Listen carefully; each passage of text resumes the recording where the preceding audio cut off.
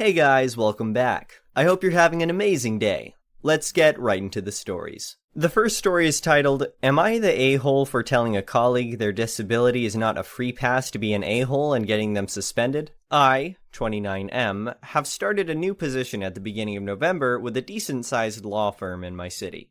Things have been going great up until this week. The first 3 weeks I've been here, I've heard a lot of horror stories about a member of the office we'll call Jay. I've heard that the last 2 people that took this position were basically bullied out of the post by Jay, and that anybody who makes any complaints to HR basically gets told to put up and shut up for 2 reasons. Firstly, Jay, despite not being the most popular person in the office, is very good at what she does, to the point the company sees her as invaluable. And secondly, Jay is a wheelchair user, and is apparently very quick to throw the discrimination card around as soon as something doesn't go her way. Another key point to this tale is that I use a stoma bag and have done since I was a baby. Anyway, this week is the first week I've interacted with Jay as she was on annual leave for my first 3 weeks with the company. I was using the disabled bathroom to empty my bag when I started hearing a loud banging on the door. I said one moment and opened the door to a lady in a wheelchair, the infamous Jay. I was berated for about 5 minutes. Things such as, why is a healthy young man using a disabled bathroom? I should be ashamed, etc., drawing the attention of everyone in the nearby vicinity before she even let me speak. I eventually got a word in, reminded her that not all disabilities are blatantly obvious, and lifted my shirt up to show her my bag. She went bright red, and I got on with my day. The next day, I go to use the disabled bathroom to find a poster on the door saying, wheelchair users only. I didn't make a huge fuss, but happened to mention to the colleague across the table from me, have you seen Jay's latest stunt? This is the woman who told me to watch out for Jay initially.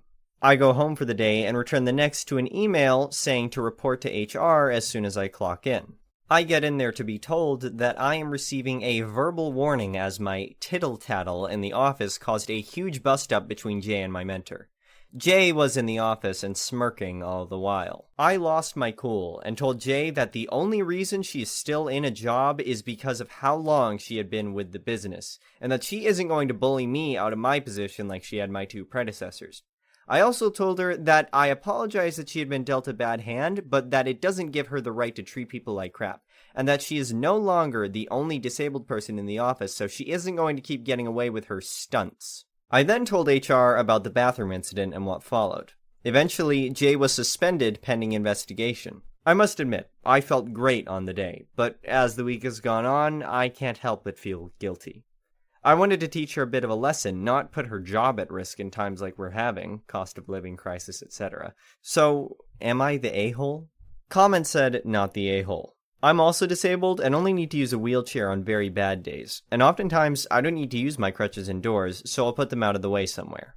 The amount of crap I've had off of people is bewildering.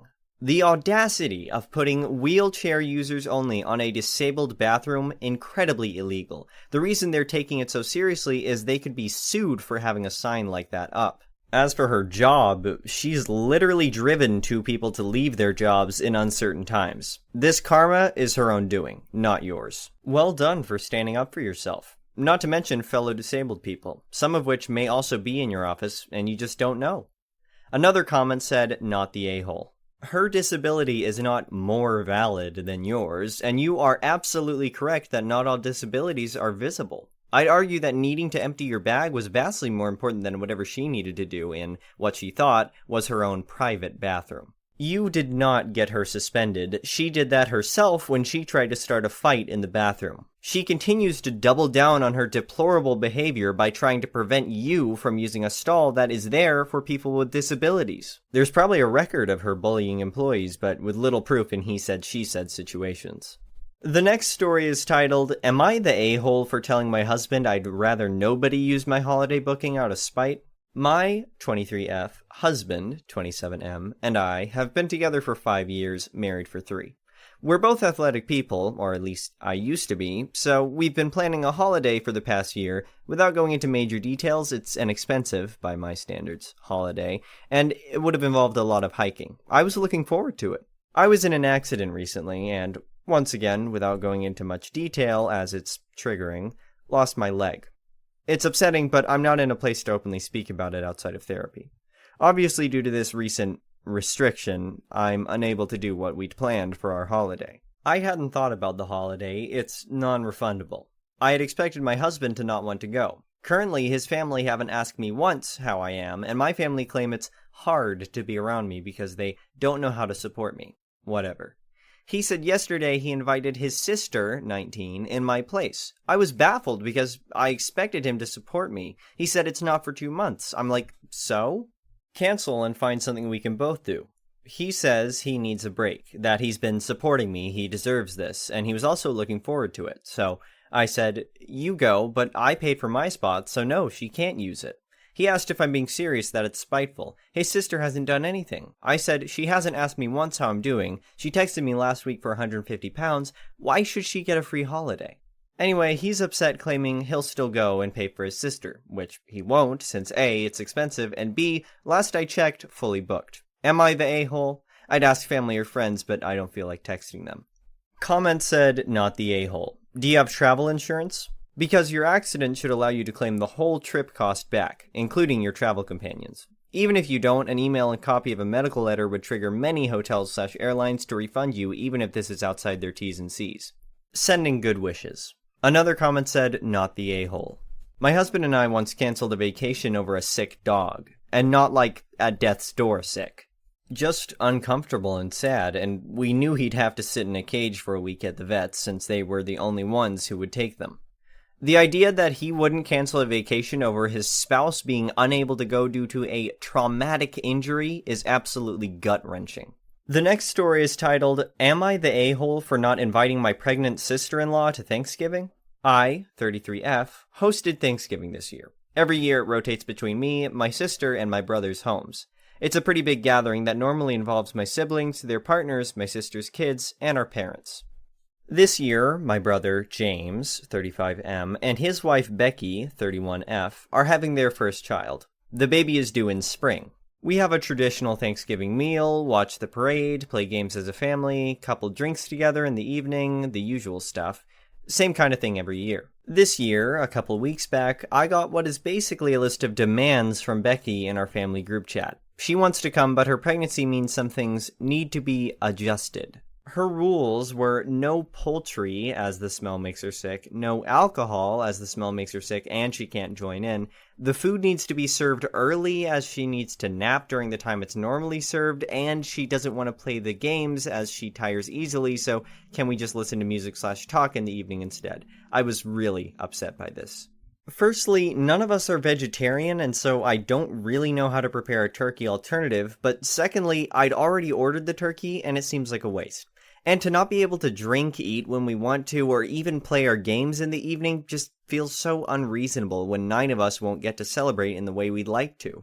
In the family chat, I replied and said while I would make her a non-poultry meal and would make sure people don't drink at the table, I wouldn't ban poultry or alcohol from the house, and I certainly wouldn't be not playing our games, particularly as my niece and nephew are now old enough to join in and really loved it last year. Both James and Becky said I was being unreasonable and that she's pregnant, so I need to be more understanding. My mom joined in and said it's not hard to accommodate, but I was really annoyed by this point. I told Becky she was uninvited if she can't accept any compromise whatsoever. James called me separately to say I'm excluding her and ruining their Thanksgiving, and she can't help how she feels during pregnancy. I said I wasn't excluding her, and she's welcome if she can accept that Thanksgiving has to work for everyone else too. In the end, neither Becky nor James came over. It was a weird day without them, and I'm sad they weren't there, but I feel like I wasn't unreasonable. I do want to make amends, but am I the a-hole? Comment said, not the a-hole. I am currently pregnant, and the smell of alcohol makes me sick too, and I am overly tired. Not in a million years would I think that anyone apart from my partner should have to go out of their way to accommodate me. Your solutions to offer an additional alternative and ban alcohol from the table are really reasonable compromises. To ask 9 people to not play a game because she will be tired is wild. She can just go home earlier or watch you guys play. Another comment said, not the a-hole. You offered an acceptable alternative, a special meal for her and no alcohol at the table. She was welcome to nap/not join in games at her own discretion. Sometimes when pregnant, you have to accept that there will be smells and situations that you have to make decisions about attending or not attending. It's no one else's problem to fix. Your brother and sister-in-law are selfish, and I only see it getting worse once their baby arrives. can't have Thanksgiving in the afternoon due to baby's nap schedule, etc. The last story is titled, Am I the a-hole for telling my daughter I won't be paying for her college unless she attempts a relationship with my family? I, 38M, have a 19-year-old daughter, Ariel, with my ex-wife, Lauren, 39F. We had Ariel too young, and it was a huge struggle. We moved into Lauren's families. I was working multiple jobs. Me and Lauren were best friends through all this. But things ended when Ariel was 2. Lauren's friend Tori, 38F, told me that Lauren had been messaging guys, and when they went out, she would give out her number. I checked Lauren's phone and found it. I asked for a divorce, Lauren was pissed and wanted to reconcile. I didn't, and got split custody. Lauren made my life hell. Lauren badmouthed me, would miss pickup times, and make decisions without talking to me. Her dad offered money to relinquish custody, I told him off. Ariel is now 19 and just started college. The deal was me and her mom would split it. I remarried Tori when Ariel was 6. Tori was a rock during the divorce, but we didn't date till 2 years later. Lauren used this to warp Ariel against Tori and our son, 13M. She excludes them. Whenever she spends the night, she'll just talk to me or go to her room if my family was around. Our son walks to the basement if she comes over. It hurts me a lot. I've spent thousands on therapy before people bring that up. It still is being utilized, but at this point, Ariel is being nasty for the sake of it. Her mom has convinced her I cheated with her friend and had a baby, which is funny because, as I've pointed out, the timelines don't even match up. I've done everything at this point, including family time, one-on-one, and therapy. Ariel is plain rude to them, and they are done trying. Ariel graduated from high school in May and hosted a party. I was invited, but my family wasn't. I told Ariel I found that disrespectful. So I'd send a card, but wouldn't be going. She didn't care, and we haven't spoken since. I get a call from Lauren saying she paid the first semester and was wondering when I'd be paying. I said I was no longer paying, as I'm not pulling money out of my household when Ariel is disrespectful to 2/3 of it. My ex went off, saying we had an agreement. I reminded her of when her dad tried to buy my custody, and said, you have what you've always wanted, full control and custody. You won. So, figure it out. Then texted her that I've been putting up with this long enough. She got her 18 years of child support from me. So, until she planned on setting the record straight that I was done with both of them, and blocked her. I called Ariel and told her the same. Gave the reasons I'm not paying and told her she needed to look into loans. But I would pay for college if she at least tried to form a bond with my family because she created the situation with her attitude. So, if she wants my help, she needs to attempt it. She started crying, but I didn't fall for it. Told her what my expectations were and to let me know what her plan is so I can move the money around. My wife is on my side here, saying we've been the bad guys for long enough, but I'm getting crap from others. Am I the a-hole? Comment said, not the a-hole. Everyone who is saying OP is the AH or ESH needs to get off their high horse and put themselves in his shoes. His daughter treats him like an ATM, all the while disrespecting him. What's worse is she wants him to pay for college with money that will come from both him and his new wife, who she treats like crap. Like it or not, they are family, and if she refuses to be a part of that family, she has no right to get additional support from it. She can't have it both ways. He paid child support. He made sure she was taken care of growing up. She's now an adult and has to deal with the consequences of her actions. For everyone who said anything other than not the a-hole, you all know you would do the same thing in OP's shoes. Ducking people like to be morally outraged hypocrites these days, and that crap needs to stop. Another comment said, I'm in agreement, the only teeny tiny thing that's an exception, but I would pay for college if she at least tried to form a bond with my family because she created this situation with her attitude. Paying money for love or withholding money for not is never successful and kinda abusive. The only thing that can come out of that is Ariel pretending to enjoy them for the minimum time for cash. Not the a-hole, but also look at that one part very closely. Thank you for watching. I would really appreciate it if you could like the video and subscribe to our channel if you haven't already.